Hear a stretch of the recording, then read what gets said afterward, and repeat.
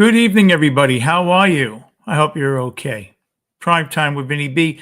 I'm under the weather, but I did not want to cancel this. So, at the risk of being very informal, I wanted to just sit here with you. This is going to be a very interesting talk. I had the pleasure on multiple occasions to sit down with Jack Douglas's nephew. Jack Douglas was the producer of Double Fantasy, John Lennon's last album. And today is the anniversary of the release of Double Fantasy. And out there to John, who was certainly a very big part of my life growing up. I was 19 when he passed. And in fact, when he passed, I was watching the football game. And hey, Joe, and I was silly enough at that age to hop in my car, pick my friend up who had called me to tell me what had happened because I happened to run into the shower while the football game was on. He told me what happened, and around 12:15, we got to the Dakota. By that time, there was a crowd. It was a very misty, cool evening. Hey, Mitch. And we got there and saw the crowd just pretty much trample anything that resembled normalcy. And the thing was, people were trying to light candles, and it was misty, and they were having a hard time. But the breakup, many faceted layers here, layers that are incorrect, correct. No one ever knows when a breakup occurs. When your girlfriend breaks up with you on Friday afternoon at 4 o'clock, it was probably 2 months ago. You didn't see the signs. When you ask someone, when was that moment you fell in love? You don't know the exact moment. Well, what happened was, we'll get this off, where Jan Wenner was the co-founder of Rolling Stone magazine. He wrote a book in 1971, Lennon Remembers. Now, it consists of a lengthy interview that Wenner carried out with John Lennon in December 1970. And it was originally serialized in Rolling Stone, January and February 1971. Now, the interview was intended to promote Lennon's Primal Therapy-inspired album, John Lennon Plays the Gono Band. And it reflects the singer's emotions and mindset after undergoing this intense course of therapy under the crackpot Arthur Janov. Now, it's also a rebuttal to McCartney's public announcement of the Beatles' breakup in April 70 when he released his album, the McCartney album, which came out a couple of weeks before the Let It Be album. Now, he was with Yoko Ono, of course, and he aired his grievances with Wenner about the Beatles' career, the compromises that the band had to make, the years of international fame, cutting remarks about McCartney, as well as associates that he was very close with, George Martin, Mick Jagger, Derek Taylor, and all his business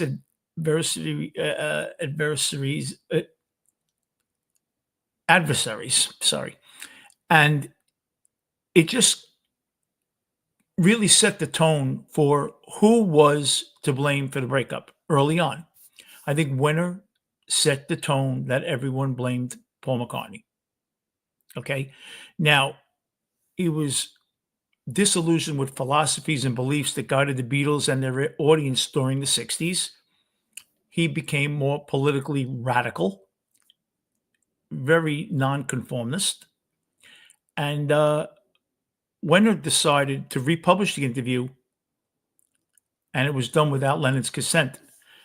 And the book helped create quite a stir. Now, the reliability was what has come into question over the last 50 some odd years.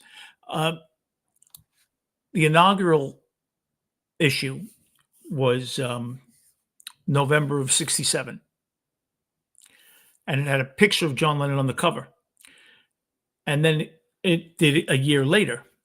and it featured a photo of Yoko naked in support of their avant-garde album, Two Virgins. Now, he was the magazine editor at the Time Winner, and he also supported Lennon. He has gone out to say there is no bigger fan of John Lennon, and he won't apologize for it. So you kind of can guess whose side he's going to take with this breakup story. Now, in May 70, a month after McCartney had announced the Beatles' breakup, Rolling Stone published John's response. He depicted McCartney as taking credit for the breakup, but it was really John who wanted them broken up. He felt that they were sidemen for Paul. He was very pushy. Even George can't stand him. So that's where that starts with the narrative that Paul was the miserable one. Paul treated everybody dismissively. Um, John was the pure genius. Paul was a sellout. So what had happened really, Paul wouldn't accept Alan Klein. What happened was during the Let It Be sessions, Mick Jagger, who was close to John at the time, was introducing John during the rock and roll circus that John was involved in with Mick Jagger. Alan Klein. He said Alan Klein got us the greatest deal. The Rolling Stones were making a lot more money per record than the Beatles. Lennon couldn't believe it. Now, Lennon is a naive guy. He was at that time. Mick Jagger had a business background, a little sharper to the draw. He started to see the warts with Alan Klein, and I think he tried to push him off on John Lennon and the Beatles.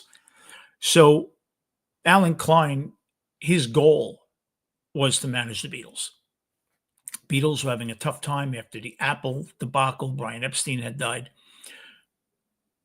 He was very good at reading people. He was a hotshot accountant, a New York grimy, tough guy. Ringo called him a gangster, and we want a gangster working for us. Came off as a real tough guy, real anti-establishment. Who was John at that time? Anti-establishment. So what happened was he wanted the Beatles to be represented by Alan Klein. He's pushing Klein on the Beatles. McCartney at that point was going out with Linda Eastman, who, interestingly enough, her last name was really Epstein. And her father, Lee, was a big attorney, and her brother, John. And he wanted them to represent the Beatles. The other Beatles at that point saw McCartney as being pushy to begin with, trying to take the reins, and said, no, your family will look out for you. And this guy, Alan Klein, is a genius because John met with Alan Klein, and Klein was smart enough to know all of Yoko's works, and you should have your own art gallery show. And John, you should be seen as the genius you are. And he knew how to talk to John. So the first version of the breakup is Paul's fault because of Jan Wenner, right? And Alan Klein. And I think many people, with the press release, the questions that got reported that Paul's quitting the Beatles that set off the firestorm, that wasn't in there. It's on the heels of the announcement that Paul quit the Beatles. He didn't. But they thought something was going on, and they kind of blamed Linda. Linda's identified as one of the reasons in the beginning, not Yoko. Now, I think John felt that Linda and the family was changing Paul. Paul had become very bourgeois. The family, right, who had a Rembrandt on the wall of the office, Klein's anti-establishment, Paul's bourgeoisie, and the reason why Paul has become very snobbish, very establishment, is Linda and the family, right? And the family. Now, John thought that Linda was a phase, that he usually goes 2 years with someone and he'll get sick of them and he'll move on to the next thing. So they were encouraging Paul's snobbery. and they're influencing him, manipulating him. Now, Klein, in fact, said, as soon as Paul learns to think for himself, we will welcome him back with open arms. They thought that Linda was in his head, and the only reason the Beatles are not getting back together is because of Paul. And when he leaves and comes back to us, we can get back. So that was floating out there as early as 71. They thought that Paul would get sick and he was a passing phase with her. And that, the fixation that Paul has, and once that when he wakes up, opens his eyes, he'll come running back to the Beatles once he gets this Linda Reisman thing out of his system. And you wonder if John really believed that. I think John expected it to happen. I believe he didn't think that relationship would last. And I think he was very, hey, Scooby. So I think that Alan Klein was very serious implications for anyone that dealt with Alan Klein. And he eventually went to jail. And John Lennon on the Dick Cavett show a couple of years later said, well, Paul, let's just say he was probably right about that. So we look at it and we go to 1971. And Paul implies that after it became clear that the others weren't going to be on with me, I had nothing in common with them anymore. He would not accept Klein. And Paul suggested someone else during that period. Never got a lot of information about that. But Paul had said, let's get someone else. And usually it was the majority that ruled in the Beatles. There were songs that were going to be released. John wanted Revolution, the slow version, released, and the others said no, and it was a democracy there. But George and Ringo went with John, and John always thought that Paul got upset because John had kind of checked out during 66, going his own way a bit. Paul took over the band. And, hey, Michael, how are you? Yes. How are you, Michael? Michael has an amazing channel. Can you please put your link in there, Mike? Because you have a terrific channel. But yeah, I think that, and I'll go on with Jack Douglas's nephew said to me, but no one believed Paul at that point. Paul also was caught buying up shares of their publishing company behind Lennon's back. And when it came out, he said, oops, you caught me. So people weren't trusting Paul at that point. But I think that the books that have talked about, yes, Scooby, people that have done books originally thought it was Paul's fault early on, pushy. And that reputation has followed him of being very pushy and all that. Thank you, Joe. So you look at all this and you wonder what's real, what's not. Well, I will tell you, the original uh, critic in Rolling Stone liked Ram and wrote a favorable piece on it as a review. And Winner grabbed it and said, you can't do this. And they panned it after Winner got involved. And how did that age? Ram is looked at now as a brilliant McCartney album. It was destroyed when it came out because, generally speaking, you followed the lead of Rolling Stone. Those critics must know better than me, right? I'm not a professional. These guys are. If they say Ram is terrible, it must be. That didn't last too long. History changes with revisionist history. Now, for all the warts and all the crucifying of Paul McCartney, you can see that Lennon and Paul warmed with each other. In fact, John Eastman in 74 with the dissolution papers, John took a picture with John Eastman. So they kind of made up, even though John wanted no part of the Eastmans. So Lee Eastman and his son sorted out the problem with taxes in New York and all that stuff. At that point, though, I think they knew Alan Klein was a crook, and maybe John felt that's the olive tree branch. Now, he also called the Epstein's Jewish wasps. Not a great moment for John. So the posturing that Alan Klein is not the establishment, he's a revolutionary, he's not the bourgeoisie guy, he's a man of the people.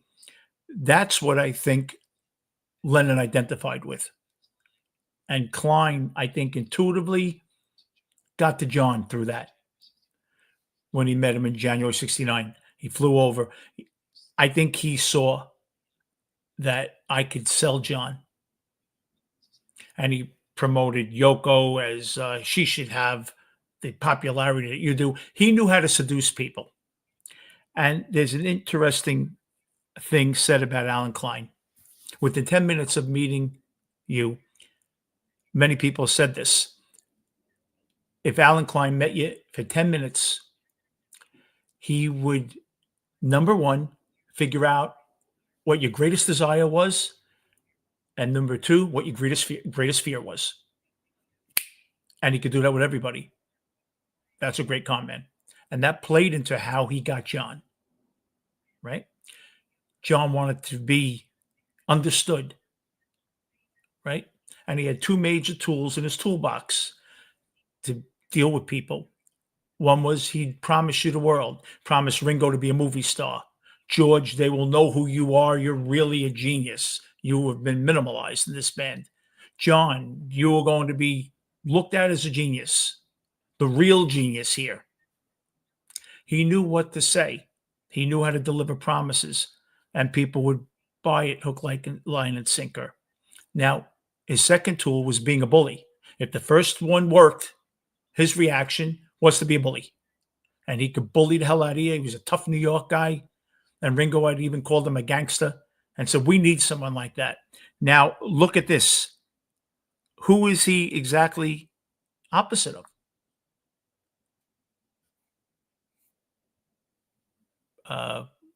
Brian.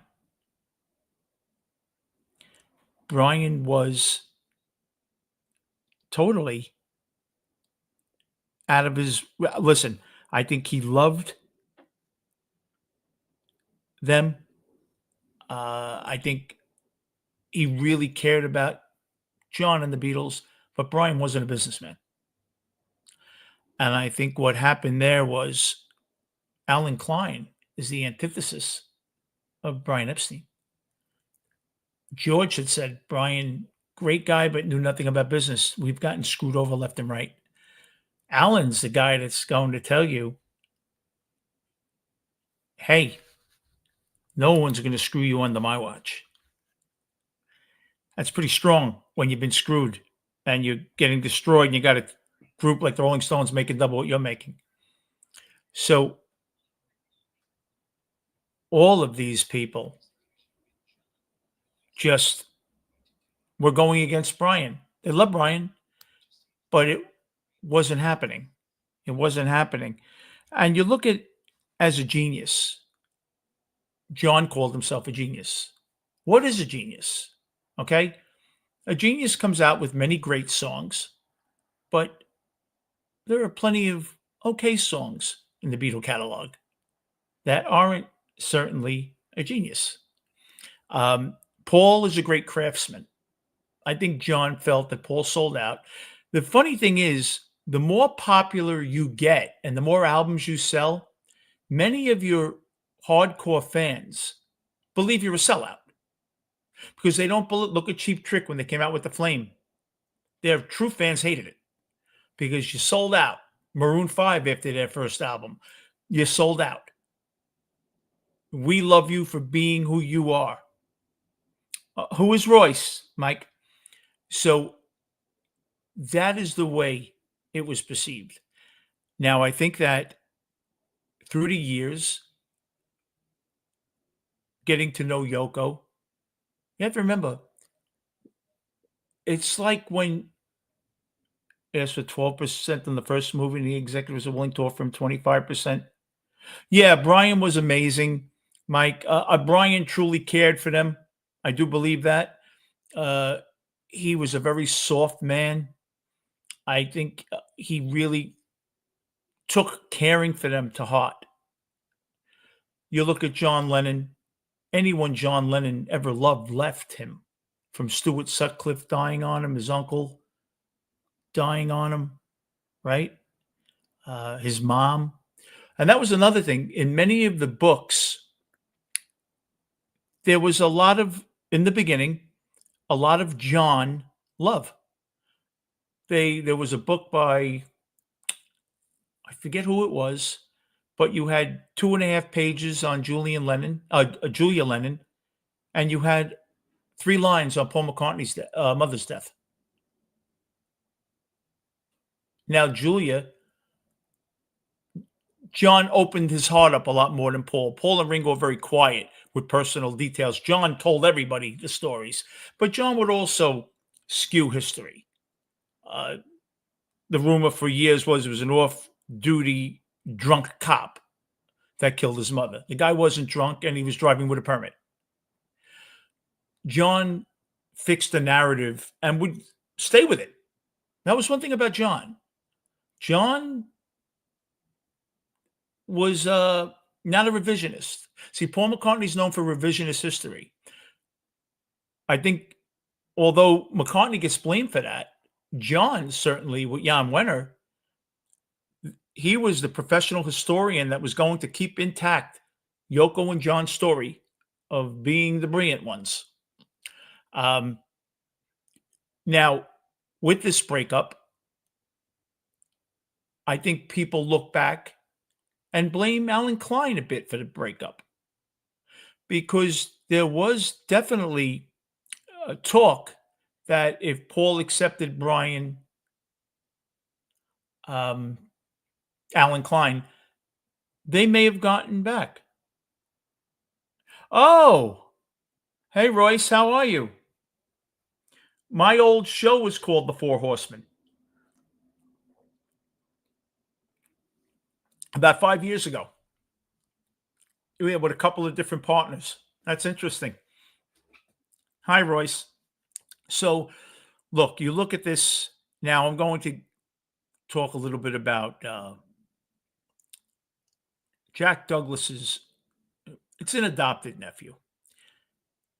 I met him down where the old Manny's Music used to be in Manhattan. Took a liking to him. He knew a friend of mine. My friend invited me down. He had worked in a music store, this kid, and my friend invited me to dinner. And this kid, I had no idea he knew this kid as well. I'm not a kid, he's 4 years younger than me. And what happened was we talked a lot, and he said that John, Jack would tell him the stories. John, make no mistake, loved Paul. He was terribly envious of him. It used to bother him terribly. Thank you, Horseman. Uh, he loved them, but there was rivalry there. John wrote Strawberry Fields. A couple of days later, Paul comes in with Penny Lane. There was a healthy who's going to get the A side in that band. Now, the interesting thing was George had no one. John had Paul. George felt like the outsider. And there was a lot of competition.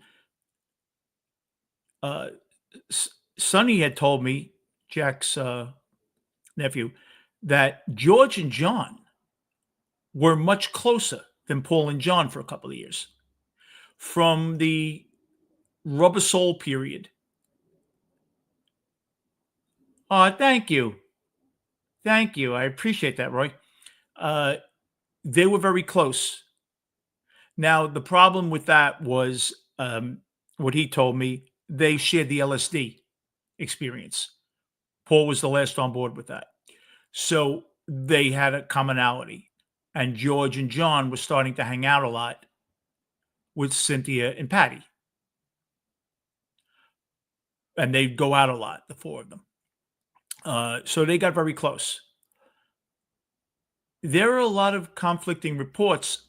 He said he loved Paul. He told Jack Douglas, I love Paul, but I don't trust him. He told me a story, Mike, that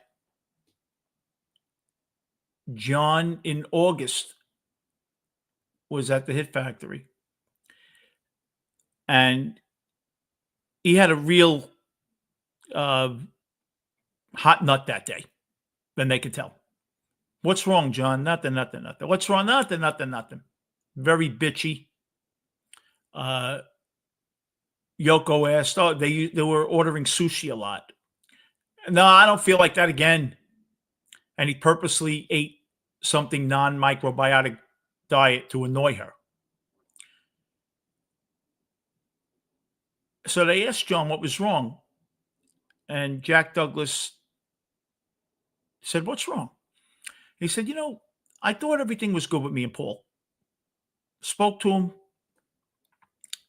And he said he'd give a call and maybe he'd come by the studio. He's not going to be on the album, but I don't want the Beatle rumors, and he never called. Jack Douglas got very quiet.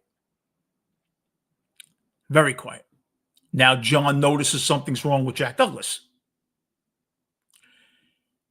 And Jack Douglas proceeds to say, he's called you 10 times. Yoko won't put him through.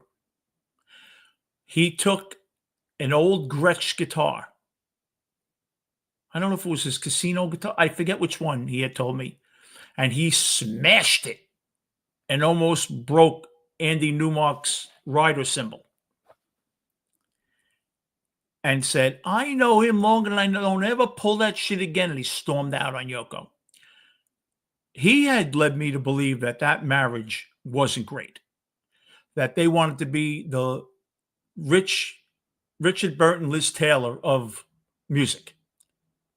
But she was doing heroin.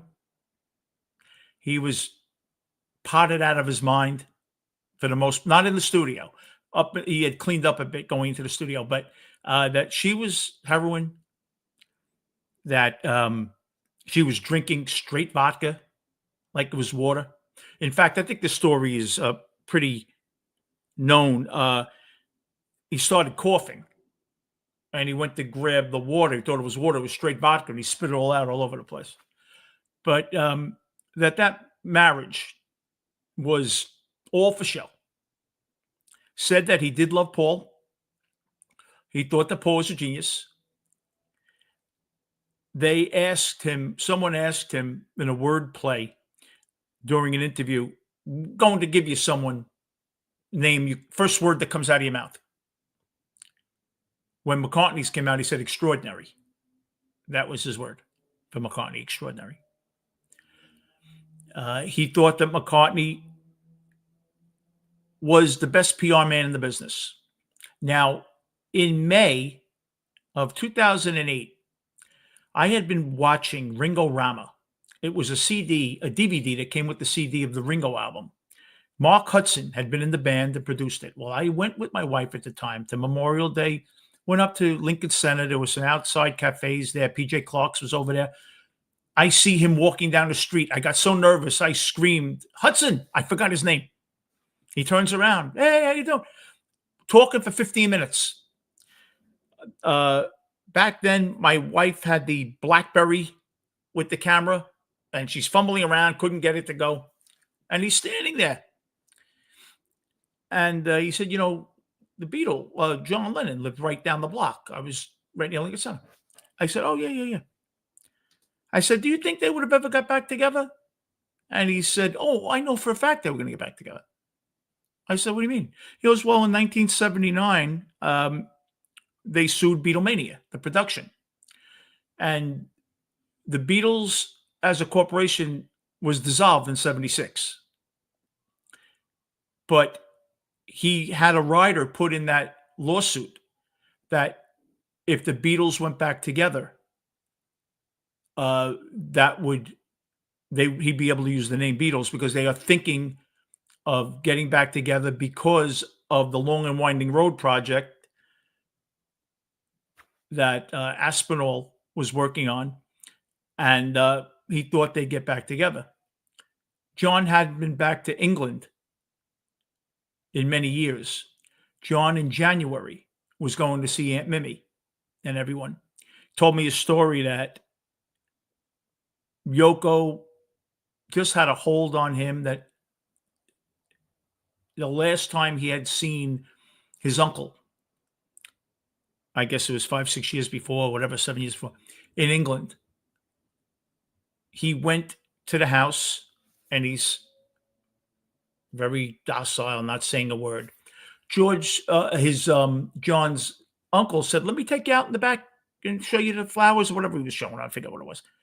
He goes, all of a sudden, after a 10-minute walk, John's the same old John, telling jokes, blah, blah, blah. Totally different guy. They walk back in the house, again, like a zombie in front of Yoko. So Hudson was telling me that they were certainly going to work again together. Now, I'm going to show you a clip that many of you may have seen. Many may have not have. I don't know if you have, Mike, but I think you'll like this. And Royce, this is a terrific story. And it probably shares the sentiment that they were going to get back. Check it out.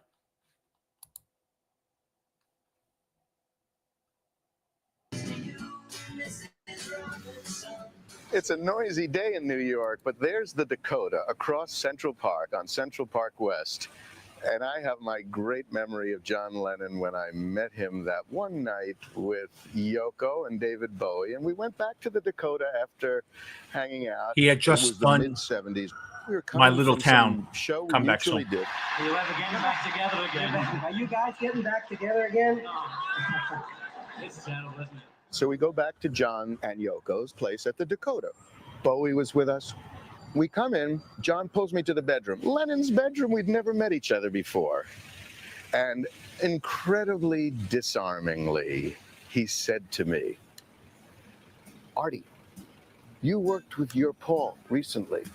I'm getting calls from New Orleans that my Paul wants to work with me, and I'm thinking about it, and I don't know how did it go when you worked with Paul?" He's measuring his situation, the great John Lennon with Paul McCartney, with Paul and Artie, and testing me out as if to make sure that my ego is fully established as a colleague of his. So now the ball's in my court. I say, John, remember that there was a musical blend. Sound and the musical happenings with your old buddy, and ignore the strands of complication in history. What I found with my Paul is the harmony and the sound happenings are a full agenda. They'll keep you busy and you'll have fun. Did he seem like he wanted to get back? I thought he did. The subject seemed very straightforward and uncomplicated. It was a musical question. It wasn't a heavy personal question. So there you go. That was the Grammys of 75, probably around April, probably when that happened. But you just look at it, and there was a lot of rivalry there, certainly.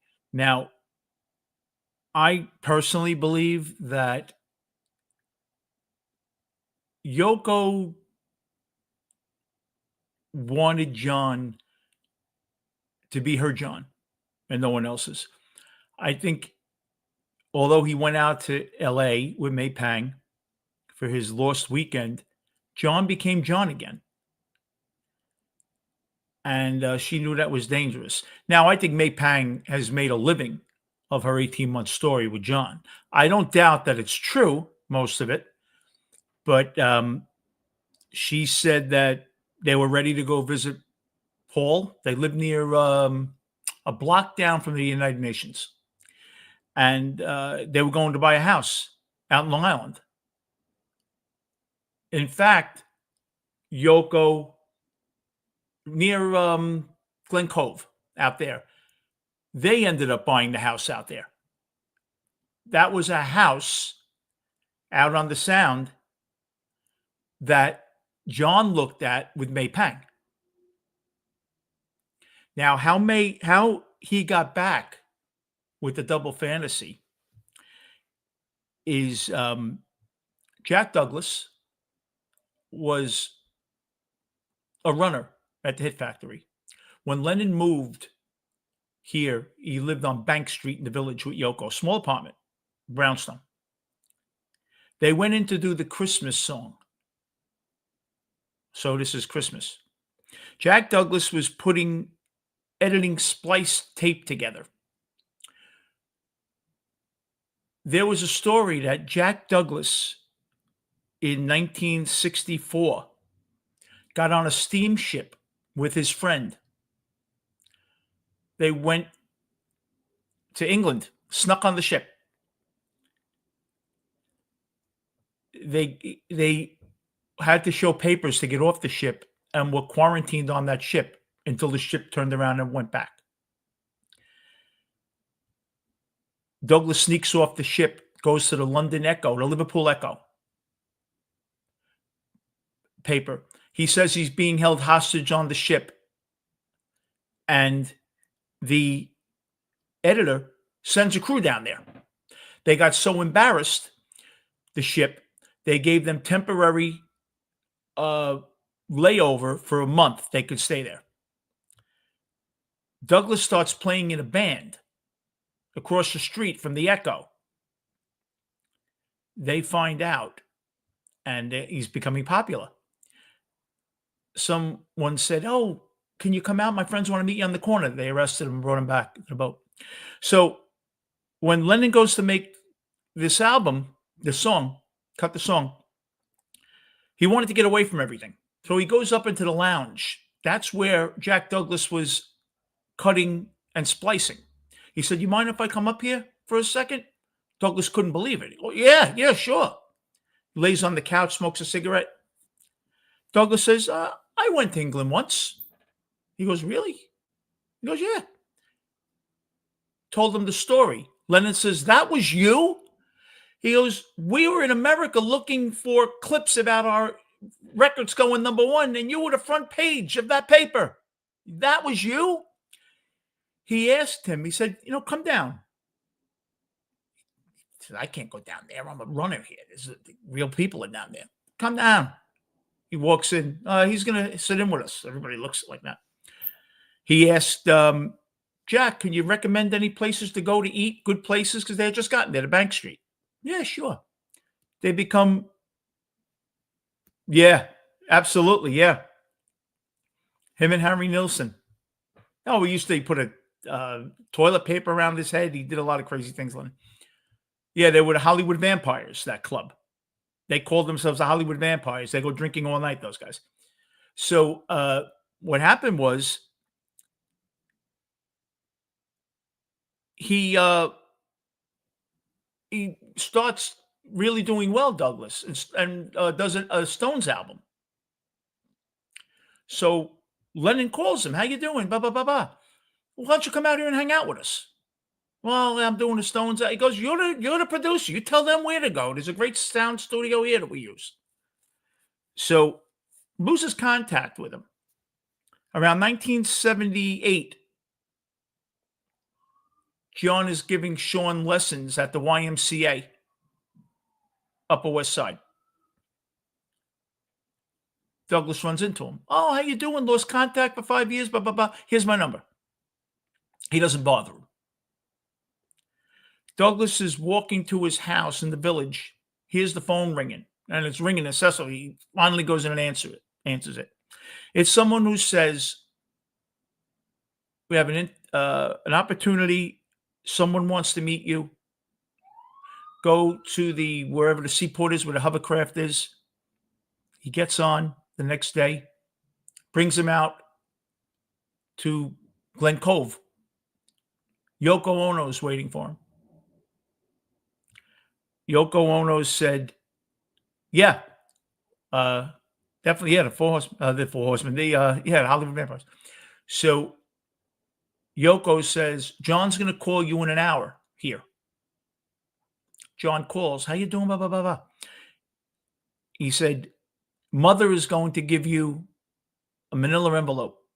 There's a cassette tape with a bunch of songs. I don't know if it's any good. John was very insecure. I don't know if it's any good. I want you to hear it. Tell me if it's not, I'll just throw it away and that'll be it. Yoko says, and I have stuff over there for you to listen. And it's her music, and it's like a stack like this. He goes back to his house. They take him home. Goes back to his house and listens to it. And John calls him. He goes, John, you could release it the way it is. It's amazing. No, come on, really. I'm telling you, it's amazing. All right, I want to get a group together. I want contemporaries. I don't want, if I want to go into, a song from my youth, I don't want someone saying, what's that? I want my contemporaries, my age. Don't tell them it's me. What happened was he got a hold of Cheap Trick's manager. They were playing a concert tour in Canada. Originally, John was going to use Cheap Trick as the backing band. And in fact, I put on my short last night, I'm Losing You, Cheap Trick backing him on that song. They did 3 songs. Then he went with the studio musicians because that's originally who he wanted. But I think Bunny Carlos and maybe Ricky Nelson, not Xander. And he ultimately went with the studio musicians, Hugh McCracken, who had played with Paul McCartney at one time. And in fact, Hugh McCracken, Paul McCartney offered him to be in Wings, and he turned it down. So he had too much studio work. He didn't want to be involved with the band. So Douglas calls a couple of them. We're going to meet on the corner, 72nd Central Park West. A couple of them are starting to think, hey, wait, we know who lives here. They go up to his house. It's him. And McCracken, I think it was McCracken, was a little nervous because he had worked with Paul before. And John went over and said, I know you worked for Paul. He goes, yeah. He goes, well, now you're going to do some real music. That's what he said to him. And Jack's nephew said that Paul spoke very highly. John spoke very highly of Paul. Hugh McCracken? Yeah. Hugh McCracken was a tremendous guitarist. Yeah, that's what I thought it was. Yeah. He great guitarist. But a lot of studio work. That's why the drummer left right before Band on the Run. There was a Denny Sewell. Was that the drummer? Because Sewell was making, evidently Paul was cheap. And like I know for a fact, 15 or 20 years ago, Billy Joel paid his studio guys $250,000 a year, work or not. So they got $250,000 work or not. That's what he was paying guys. McCartney didn't do that. Sewell, was having a hard time making his bills. He couldn't keep on flying from London to New York, and he left the band. But might have been, it was Sewell. A good drummer, Sewell. So they did Double Fantasy. Evidently, when Double Fantasy came out, it wasn't doing well. The first big review came out, and John is sitting on the windowsill. And Yoko comes in and says, I got the review. And John said, how did it do? And she said, it's slow. He goes, well, at least we have the family. That's what he said, John. John was very insecure. Now, you got to remember, music was changing. By 1983, Islands in the Stream, a country song, was number 1 on the Billboard chart pop. Music had cross-genred by 1980. And I think John was worried. I personally think his most commercial song was Nobody Told Me, which was released on The Milk and Honey in 84. In fact, it was released right around the time Balat was released, his son's stuff. But I think that, the funny thing is when you weigh John or Paul, who was the better musician, Paul was a better musician. I'm a drummer. And Paul writes in lyrical time. John doesn't. But John is a very confessional writer. Paul is very much like Billy Joel. Yeah, Sewell. Uh, Paul writes characters like Brenda and Eddie, like Billy Joel does. Paul very rarely writes about himself. Think about it. John, just it flows out of him. Self-confessional writer. So John is more honest. Paul's a craftsman. If you told Paul to write a song about your bedpost, he could do it. John would laugh at you. But I think that I asked this young man, does your uncle think that they were going to get back together? And he said, absolutely. Absolutely. He said John was terrified that they wouldn't be received well and they'd ruin anything they had built. And he said that John was very disturbed. George called. They hadn't talked for a couple of years because George came out with a book and John was very upset that he was marginalized in it. And George tried to call to make up with him and Yoko wouldn't put him through. So it seems like Yoko was the dragon lady here. It does. Now, I didn't want him to think I was just hanging out with him to get Beatle information, but he was a Beatle enthusiast as well. So he would tell me stories. Now, Mike, I went in Christmas of 83. I was dating this girl a couple of weeks. Her friend was hanging out. I grabbed my friend, a Beatle fan, and we go to the Dakota. I go to the vestibule. I'm showing the girl, this is where Lennon got killed. All that. So this guy comes out at the front. Can I help you? I said, oh, no, I'm just just talking. Blah, blah, blah, blah. He said, we're talking to him. He's about 19. Oh, I'm stuck here. My relief didn't come in. He called in sick. I got to do a double. I said, do you want coffee or something? We walked to Lincoln Center, got him a sandwich and everything. He opened the gate and let us in. Lennon lived, if you walked into the gates, there's a big fountain. To the left was where Rosemary Baby was filmed. To the right, there was a building all the way in the back. If you walk through that gate about 30, 40 feet and made a right, there's a doorway, a couple of steps. That's where Lennon lived. He brought us in to the office. He showed us Lennon's studio, the office where Yoko would work. He opened the door, didn't put on the light, but the light from the hall there were all file cabinets, 2 desks. One was all cluttered. They said that was Yoko's. Nothing, because he was never down there. But they were big filing cabinets. And he gave us this little envelope, which was about 4 inches by 3 inches. They were made in France. And that's where notes would go. If you had a note for someone, you'd put it, and it had the string, around that thing. And he would tell us stories. He said Rex Reed used to go pick up young guys at Central Park and bring them upstairs. He said Lauren Bacall was the biggest bitch. He said Lauren Bacall would order from Gristedes. She wanted it packed a certain way. If one bag had one wrong, she'd send it all back to be repacked because she was a living bitch, Lauren Bacall. Said that Roberta Flack, who eventually lived there. So what happened was, Mike, about 3 years ago, my friend Mitch on here had never been to the Dakota. And we were going to go see Strawberry Fields, which I've been in. And they were all rats, Strawberry Fields. We go to the front and someone comes out. Can I help you? I said, no, I'm just showing my friend. Does Angel still work here? He goes, no, Angel retired. What a legend. I said, I told him Angel brought us in, gave us a tour in 1983. He goes, oh, Angel used to tell stories. He retired to Florida. But he was telling us a story. The guy who found Lennon when it happened, his name was Jose. He was the senior concierge there.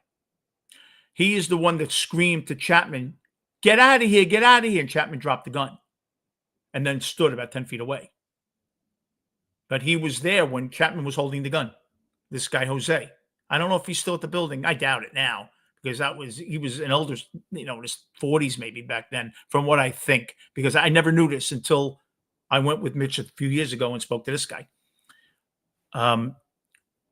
But very interesting stories. He said that Jose was there the night that Paul came. Now, a lot of people think Paul was with Linda and Yoko was there when they were going to go on Saturday Night Live. There's a movie that depicts it. They're alone. They're not alone. Linda was there and Yoko was there. And the BBC back in the day never had anything on live. So McCartney couldn't believe that was live TV they were watching. But they were tired. But they were thinking of going. Oh, Bogart. Yeah, I love them. I love them. Bogey was great. So just the stories of that building. So he had said that Jose said that Elliot Mintz was always there. He said Elliot Mintz was a delightful guy. Now that's Yoko's shill. That's her PR guy. And he went on the Lost Weekend kind of to watch John. And but there are so many conflicting stories about the breakup. Now, I was also told that the only reason, and I take this as gospel from Jack Douglas's nephew, the only reason George Harrison did the anthology is because he was broke. He had lost millions of dollars. Someone screwed him. He had a partner in Handmade Films, and the guy stole millions from him. And he was afraid that he was going to go bankrupt.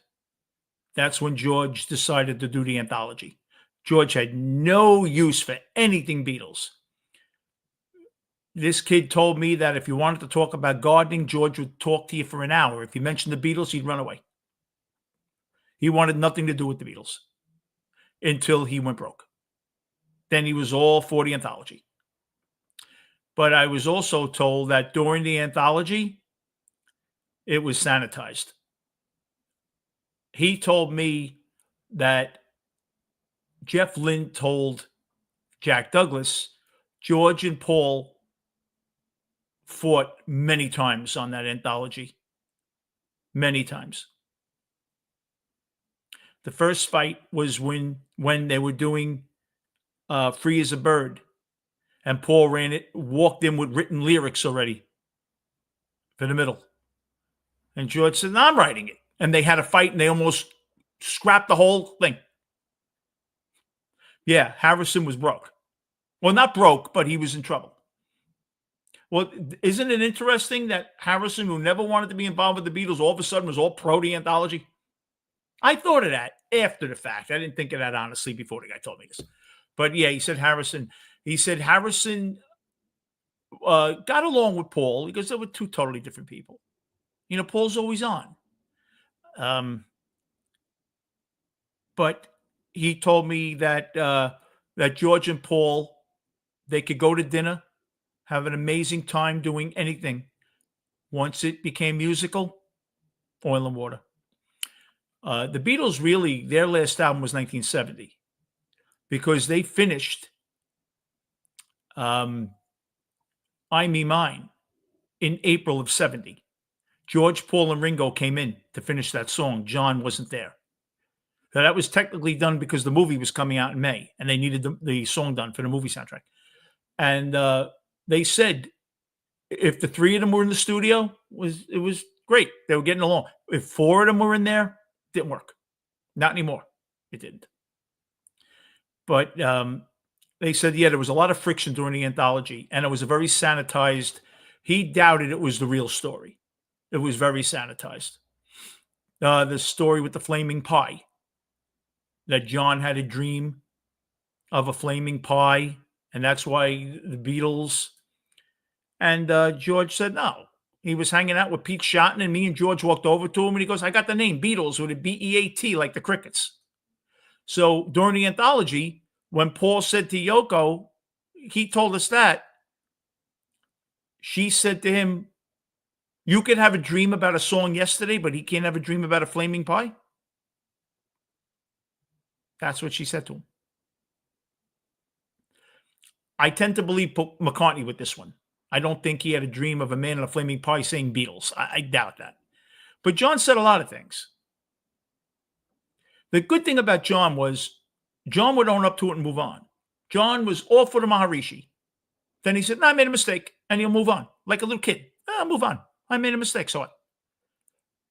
He moved forward. Now, when I had asked Mark Hudson about the Beatles story, he said, there can never be a real Beatles story. That's why the anthology. I said, why? He said, because back in the day, John wouldn't tell you. Paul rewrites history to secure the Beatle legend, and Ringo doesn't know. And George don't give a shit. I said, what do you mean Ringo don't know? Ringo doesn't know. I said, well, yeah, but he had it. He goes, Mal Evans knew more than Ringo. Because Ringo used to do his bit, hang out with them, and leave.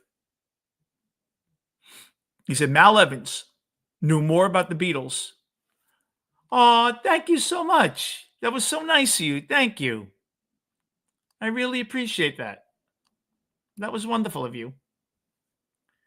I'm a big fan of you guys. I really am. Mike, you have an amazing... And is the producer your wife?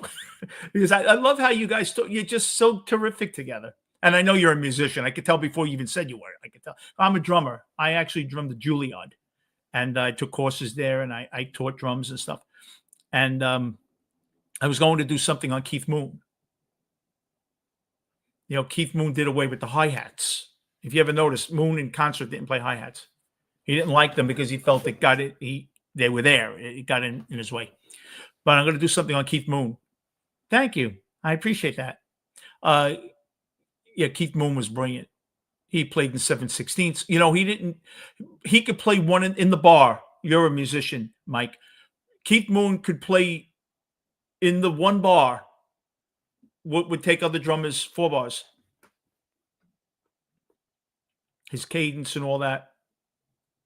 But yeah, I do believe that the Beatles, I think they would have got together 9/11, the concert for 9/11. Because you got to remember, John was the thespian. John was the New York guy, not Paul. Paul was on a plane ready to take off back to England when that happened, and he got off the plane.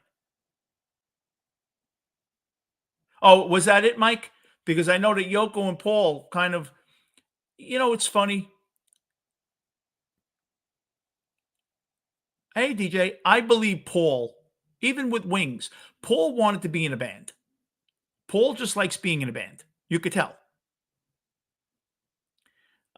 He enjoys the camaraderie. He's just a band guy. Some guys like to be in a band. Duos never work. Look at Paul Simon, the Everly, but duos never work. Because what happens is duos is like a marriage. Think about it. Opposites attract, but yet when you're in divorce court, you have nothing in common. That's why you're getting divorced. Wait a minute. I thought opposites attracted. You walk down the aisle because you were opposite, but now you're getting divorced because you're opposite. I think that people have a common goal. Musicians, once they get bigger, they become adults. When the Beatles in August went to see Elvis, when they left, John was miserable in the limo. He said, "What's the matter?" John never could forgive himself for selling out. Suits. He said, the Stones can go out there. They could break instruments, pick their nose, spit, do whatever they want. I give them credit. They didn't sell out. We sold out. Because I'm not blaming Brian. He did what he had to do to get us where we wouldn't be here without him. But John was unhappy. He was not a sellout.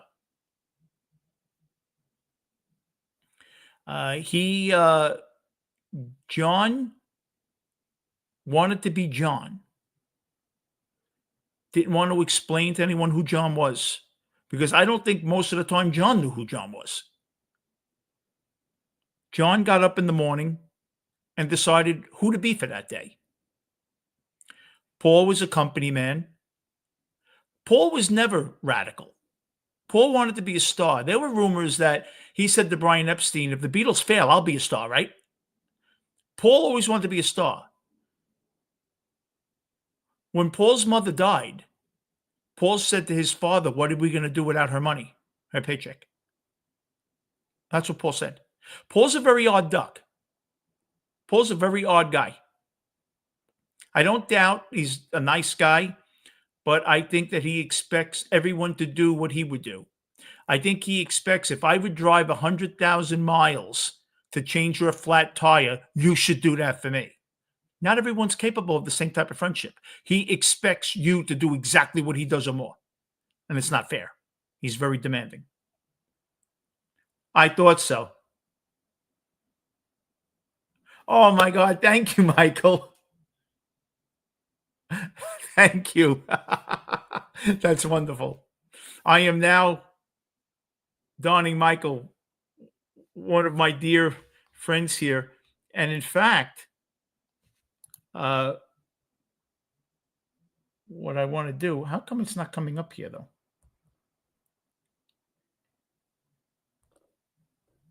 Oh, there we are. I'm just looking on here, Mike.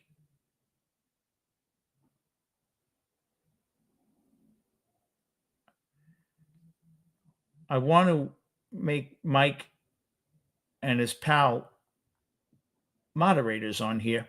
I got to figure out how to do it. I can't do it from StreamYard. I'll do it. Thank you so much, and I will be in your show. Your shows are amazing. You got to check out Mike and his friend. I'm going to really check out his friend more, but Michael, he's terrific. He is just a breath of fresh air because he talks to you like you're a human being. He's not running for office. I hate guys that are running for office on here. I understand if it's your career, if you're paying your mortgage with it. I understand that. But I got to be me. I don't care if you're Robert De Niro, Al Pacino, if you dig up Marlon Brando.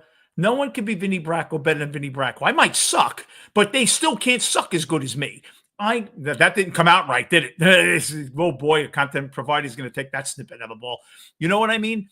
I'm me. I don't want to be anybody else.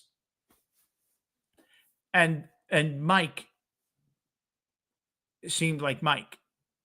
First time I ever saw him. Terrific dude. Yeah, Keith Moon in one bar he plays triplets amazing. His triplets are great. In one bar, you hear triplets with Keith Moon. It's like the speed. You know what it was? Keith Moon gave the Who the raunchiness. He gave them the raunchiness. Keith Moon was like a lead guitarist that would do 10-minute solos. He put a layer on that song. And the amazing thing is, it never sounded too much, which is amazing. With all the fill, he played fills. Very rarely did he, a backbeat. Usually it wasn't a 4 in the bar. He was always like all over the place. And, where you would expect, he'd be going, triplets and this and that and 7/16. Crazy. He'd go from 4/4 to 3/4 to 4/3. It's just nuts. But great.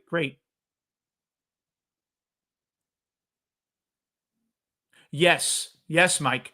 Absolutely right. I agree with you. Yeah. Well, George was very anti-establishment. Paul liked to say he was, but Paul wasn't. Paul was a bourgeois guy. Paul, you got to remember too, when all the Beatles were married, living an hour out of town, Paul was in St. John's Wood, which is a few blocks away from Abbey Road, and he was going to London nightlife. He's going to all the shows and the highbrow stuff. He's doing all that stuff. Paul was like a sponge for knowledge. Paul just wanted to know about everything. It's amazing. And you look at the Rubber Soul album. The Rubber Soul 18-month period for Rubber Soul, Revolver, and Sgt. Pepper was like Billy Joel's 3-year period, The Stranger, 52nd Street, and Glass Houses. They just did it in 18 months opposed to 36 months. The Pot album was Rubber Soul, Dylan inspired. You got what was the song? John Lennon, very much like Dylan. Inspired by Dylan. I think they met Dylan August 64, right near my house here, Forest Hills Tennis Stadium. They played. Then they went, I think they stayed at the Warwick, I think, in New York, and that's where he met them. And that was a Pot album. Revolver was the Acid album, and the Art album was Sgt. Pepper. And Sgt. Pepper, supposedly, Mal Evans went to the Capitol Records meetings. You got to hide your love away. Yes, thank you, DJ. And that's where he met up with Linda Easton again. And he asked for the Salt and Pepper.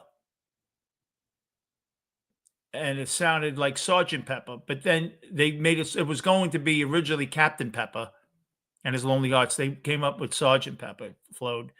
But evidently Mal Evans was very close with them. Mal Evans was a camera hog. Mal Evans was in more photos than Ringo. Like, he knew where the camera was all the time, Mal Evans. But he was very, very loyal. And the thing is, when he killed himself, they lost his ashes.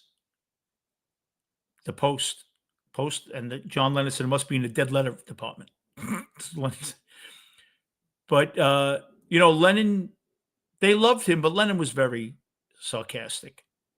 When he was coming out with a book, which was recently released, he had diaries from 1963 every day. And they said, you got to read the book. He goes, wow, that must be exciting. I got up today and I took the equipment apart, like he was a servant. And in fact, he had said once that Paul McCartney was very hurt by McCartney. McCartney said once, "You're a servant, Mal."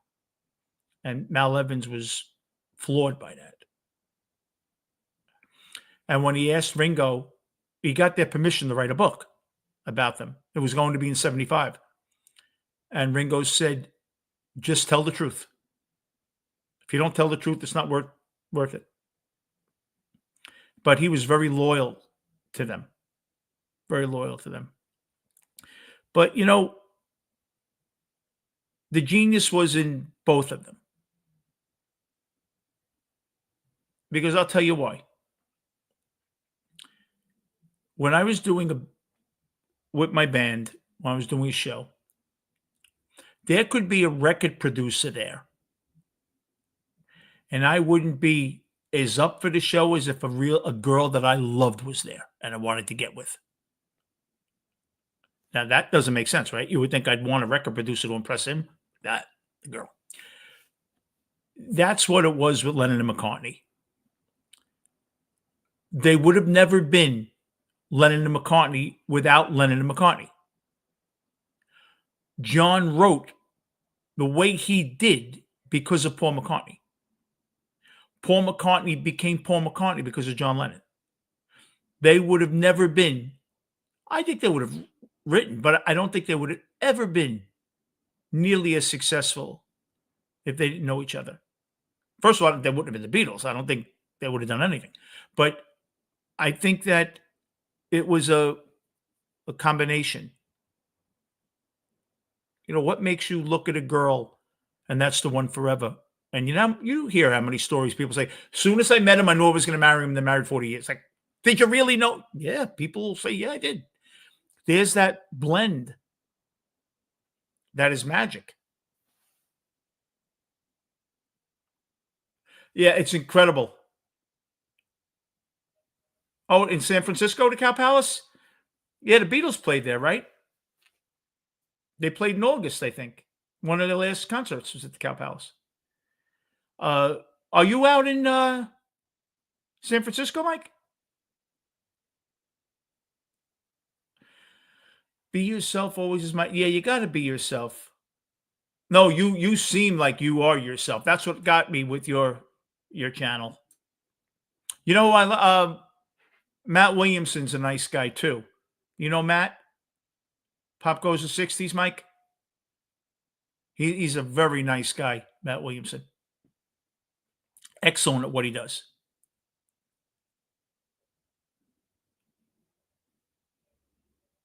He's he's a good man. And hey, Miss Can't Be Wrong, how are you? So yeah, this is as you can see, it's a passion of mine, the Beatles. Probably way too much. I should just like grow up, right? But I don't know. It's got me through many rough days. I'm bipolar. And medicine is not an exact science. I still feel like crap sometimes. But music, it's the perfect emollient for a shitty day.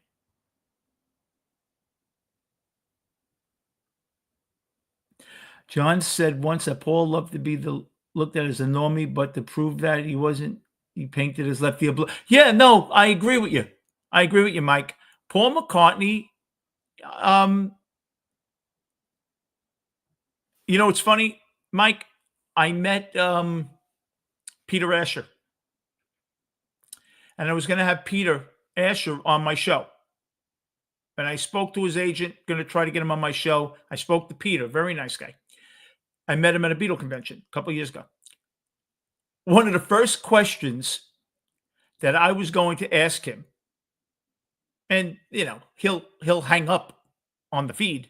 I was going to say, let me ask you something, Peter. I wouldn't really do this, Mike, but this is, if you could ask one question, I'd say, Paul was with your sister. You knew he was cheating on her left and right. Did that bother you when you were really close with him? That's what I wanted to say. Yes, Mike. Yeah. Yeah, Paul, look, Paul was caught buying up shares. He was caught. Pretty scary. If you're going to do that behind their back, what else will you do? No, I think Paul was all about making it. I heard him and Linda when Apple caught before Alan Klein did it. They started firing everybody, but it was true. Paul said, he said that Derek Taylor's liquor bill was £1,000 a week back then. Yes, Mitch. Yeah, good guy. He's a very nice guy. And he said secretaries had like 100,000-pound paintings over their desks. It was terrible. Terrible. Unbelievable. I like Metallica. I like that song, The Unforgiven. It's a great song.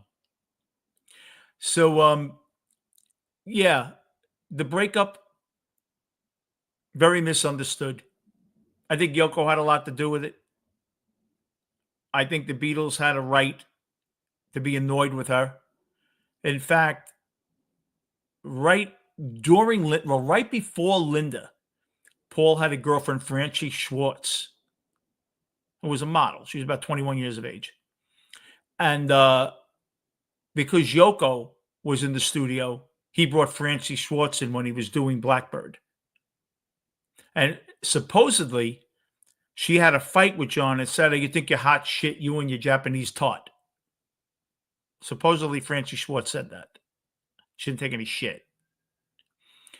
And, look, there was an unwritten law. No one came into that studio. Brian once in a while. They said even Brian came in with a friend once. He was a little drunk and he was trying to impress his friend. And he said something about lyrics.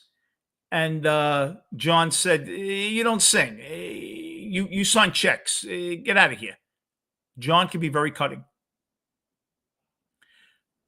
Now, when Brian went on that holiday with John, and I will give you, Mike, I know an actor. Here's some salaciousness before I leave. I know an actor that knows Elton John's husband very well and said that unequivocally John Lennon had a short fling with Elton John. Yes. Thank you, Michael. Uh, he John Lennon had a thing with Elton John for a small period of time. And this guy would have no reason to lie. Now, they had asked Yoko, and Yoko said, I don't think John was bisexual, but I think if he met someone that really turned him on mentally, he wouldn't care who it was. Well, that's kind of saying you're bisexual. But I think John, that was a power play when he went with Brian on vacation. I think that was to make sure Brian knew who you speak to. I'm the leader of this band. That's what I think.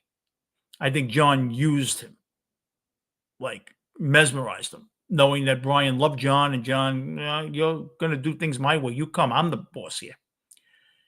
And I think that's why John got mad at Paul toward the end, because John started exerting his authority again. Paul had taken over the band the end of 66. Right, Mike. Which it doesn't matter. I could care less. But I think that, they said also that Brian used to get beat up a lot. They said that Brian Epstein would bring straight guys home and try to turn them. And that's why he'd get beat up. I think that was in Mal Evans' book. And I tend to believe that. But look, I think John Lennon was I love the guy, but you don't talk to your son for years. Obviously he had a lot of warts. And he was human. That's what happened. We put these people up on pedestals. Absolutely. Absolutely, Mike. My niece just married a wonderful woman. Don't matter to me. You know what, Mike, I always say? Love is love. You can't choose who you love. I totally believe that. You can't choose who you love. Love is hard enough to find.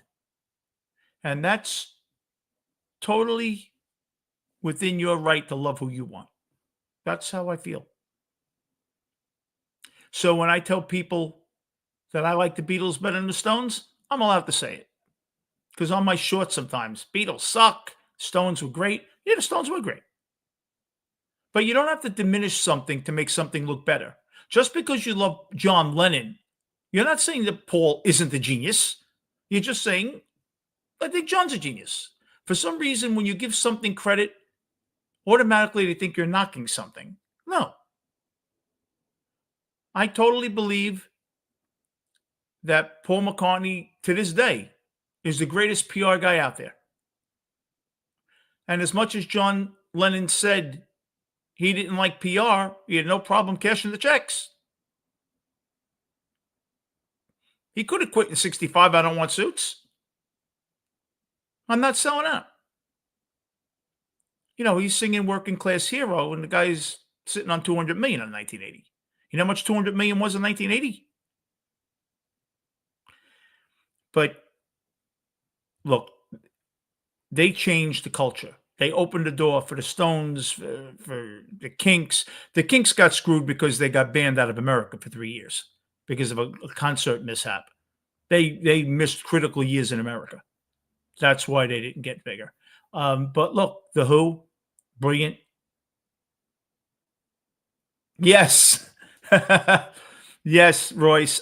Look, you know what the thing is, Mike? And I'll wrap us up with this. When I was young,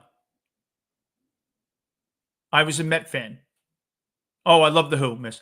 I was a Met fan. And I hated the Yankees because you can't like one or the other.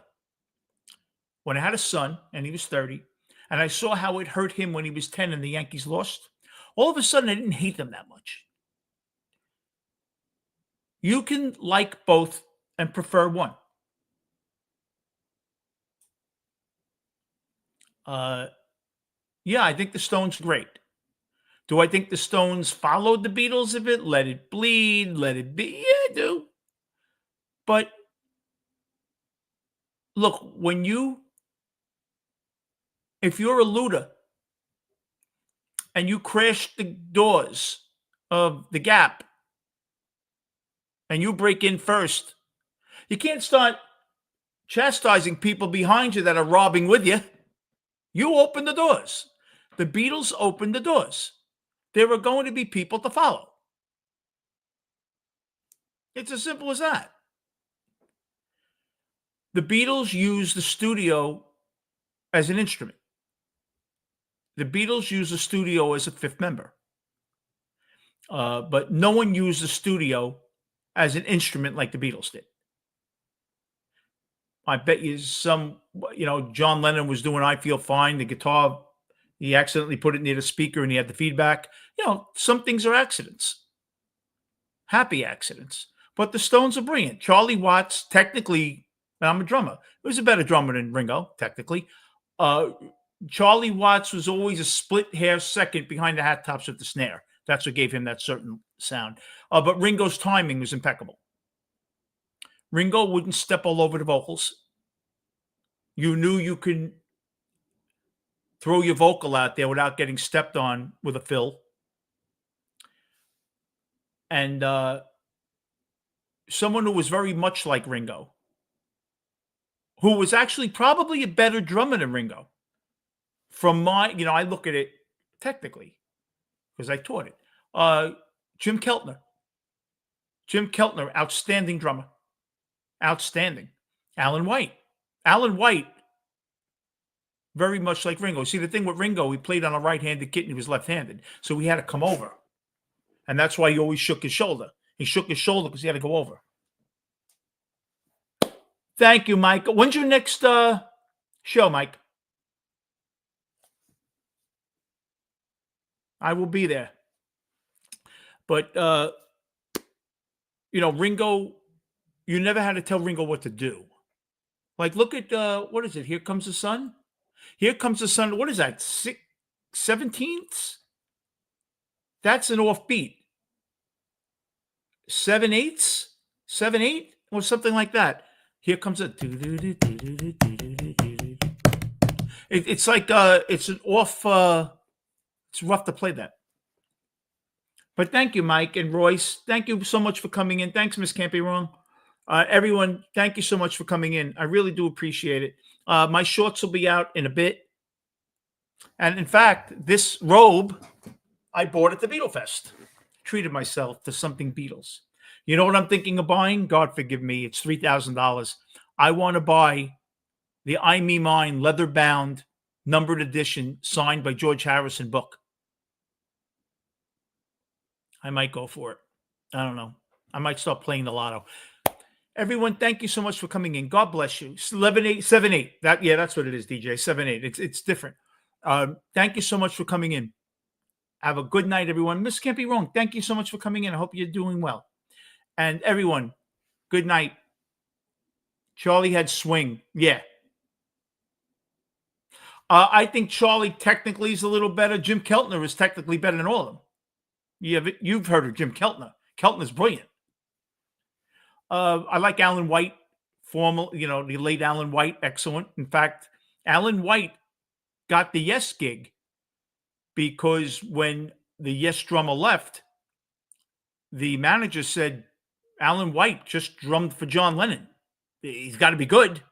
That's why he got that gig, because he played on with Lennon.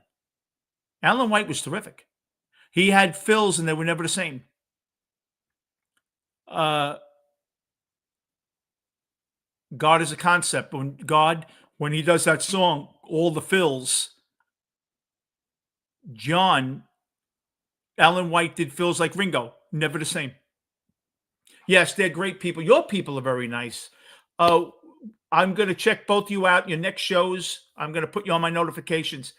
Thank you so much, everyone. It really means a lot to me. God bless you. I love you guys. And be safe and have a great remaining Monday evening. Take care.